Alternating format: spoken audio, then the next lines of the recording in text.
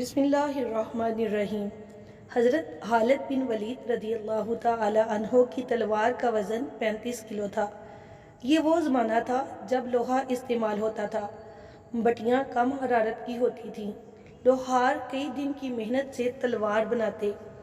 حضرت سیدنا خالد بن ولید رضی اللہ عنہ اکثر 2 تلواریں استعمال فرماتے، ایک دائیں ہاتھ میں اور ایک بائیں ہاتھ میں، یعنی 70 کلو۔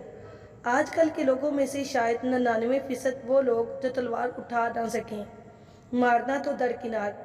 پھر جنگ متواتر صبح سے شام تک ہوتی، سارا دن اتنا وزن اٹھانا، اکثر صحابہ کرام کے بازو شل ہو جاتے تھے۔ انسان جو وزن اٹھاتا ہے، قوت صرف کرتا ہے، جتنی قوت اٹھانے میں لگتی ہے اس سے 2 گنا قوت مارنے میں صرف ہوتی ہے۔ پھر اگر ذرا پہنی ہو تو کوہنیوں تک وہ ہوتی ہے۔ ڈال کا وزن بھی اچھا خاصا ہوتا ہے۔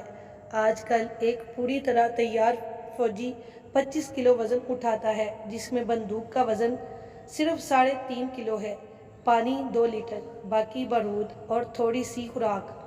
لیکن 35 کلو کی 2 تلواریں یعنی 70 کلو اٹھا کر گھوڑا بھی قابو کرنا، اس کو ہدف کی طرف موڑنا اور تلوار سے گردن اڑانا، یہ صرف اور صرف رسول پاک صلی اللہ علیہ وآلہ وسلم کے شیروں کا ہی کام تھا۔